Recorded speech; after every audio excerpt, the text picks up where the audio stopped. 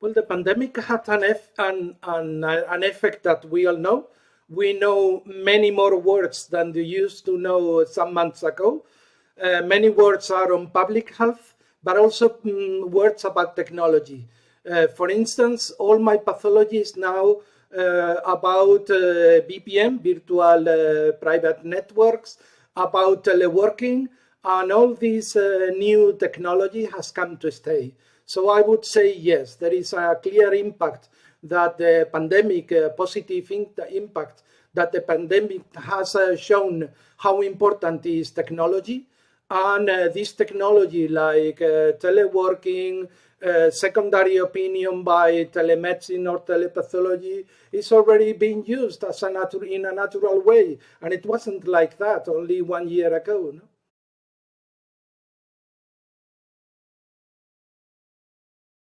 In my opinion, artificial intelligence is going to be developing a lot in the next few months or next few years, because we are becoming aware that in many parts of our specialties, for instance, in cancer of the prostate, in breast cancer, and so on, it's showing excellent results. And also because in cytology, it's even better, because we know the good results, for instance, that were obtained many years ago by systems like PubNet that were very basic systems. So we are very confident that the new systems based on a neural network on deep learning will work much better. So there is a lot of expectation, I would say, in my specialty.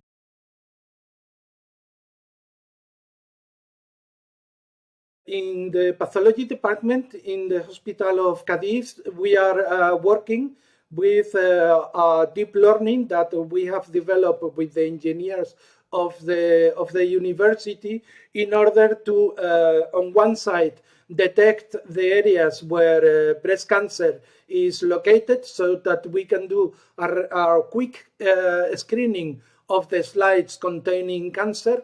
On the other side, we are correlating the patterns obtained morphology on hematoxylin and eosin in order to predict the possibility of those areas to contain mutations, gene mutations.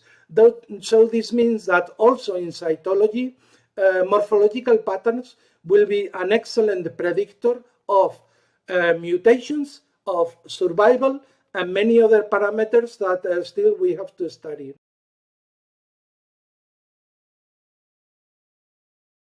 The main impact that we expect from artificial intelligence in a short term is on one side to shorten the screening times, because it allows me to select, for instance, these are the positive cases, and I should concentrate on those cases.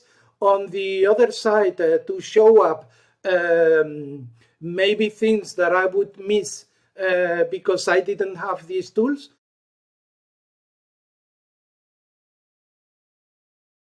Artificial intelligence right now, we know, for instance, that it's able to predict with morphology certain mutations or certain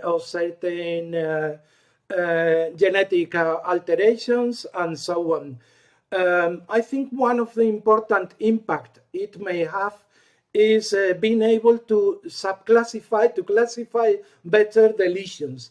Right now, we are used to say high-grade lesions, low-grade, ascus, but biology is not always like that. It's more a continuous grade of lesions. So probably with artificial intelligence, being able to quantify it and not only to put things in one specific place, but quantifying will be an important tool that will help us also to understand better the biology of cancer.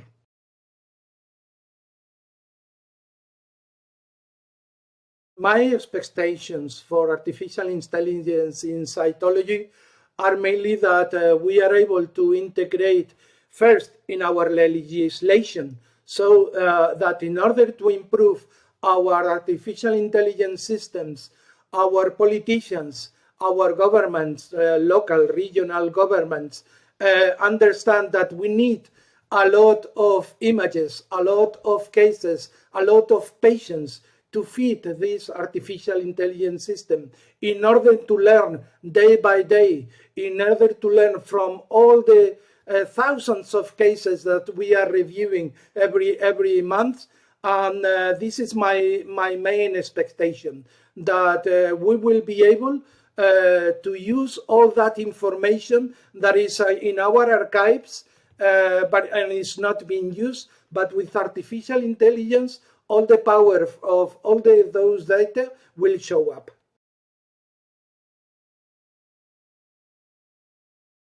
The benefit that we may have of being able to work with all these big data is, on one side, that the system can improve the quality, the efficiency, the sensibility day by day, because they are learning day by day with the new cases. So if right now the system already are quite efficient and have high quality, it can also improve by being able to use all the big data that we are generating. And on the other side also, to be able to show more, let's say, objective information that also the patient can have access to. Right now, for instance, main of the data that we are offering to the patient in our results are based on human interpretation. If this is combined with automatic and objective information, this will allow us to make reports that are more understandable to the patient, because are more objective decisions that we can make.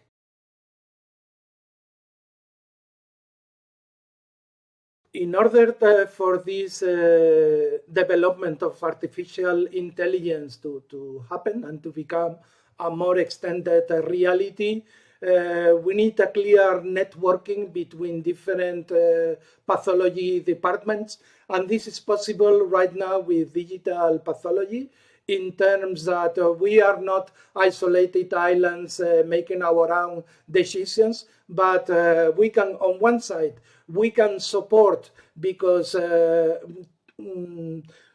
from one pathology department to the other, because we can make second opinion, we can, for instance, redistribute the work when there is some, for instance, problems with the cytotechnicians and so on.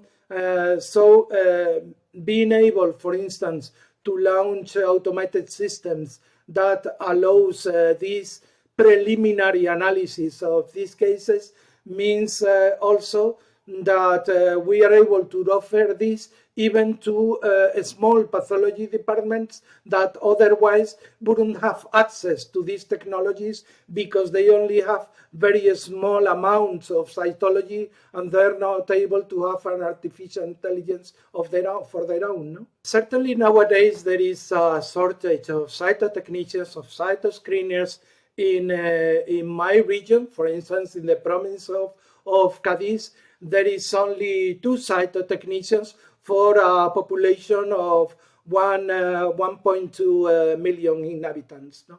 This means that a lot of the effort is based on very specialized resources like pathologists. If we are able to automate all this screening part with artificial intelligence, so that cytotechnicians can become more efficient, and pathologists can also concentrate in another part of their work that is more interesting for them than doing cytoscreening.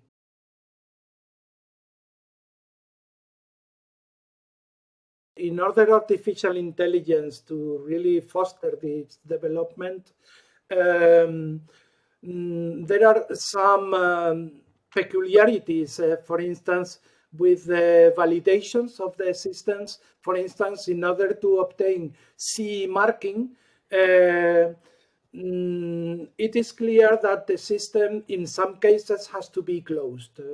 This means that those systems that are able to learn continuously from new cases, probably right now is more difficult for them to obtain CE marking than those systems where the algorithms is already known. This is a technical and this is a procedure that is established by the European Union in the regulations of in vitro diagnosis. And since artificial intelligence is a tool that is under this umbrella of artificial intelligence, right now regulation is not helping too much. Probably it will happen like in COVID, that we have learned that legislation is fine, but in some cases you have to be more flexible in order to obtain vaccines earlier and in order to obtain better solutions for cancer earlier. If we compare what's happening on FDA and the European Union, we can see that there is quite a few systems already approved by both FDA and CE marking. For instance, I can think of in pathology of about 10 algorithms that have already received this CE marking. But there is probably a few more with FDA, maybe 15 of them that have already received this release from the FDA. But FDA has a white paper where it states the importance of having different classification rules for artificial intelligence because the algorithms is not closed. And this flexibility that we are already noticing in FDA, we haven't noticed it in the European regulation.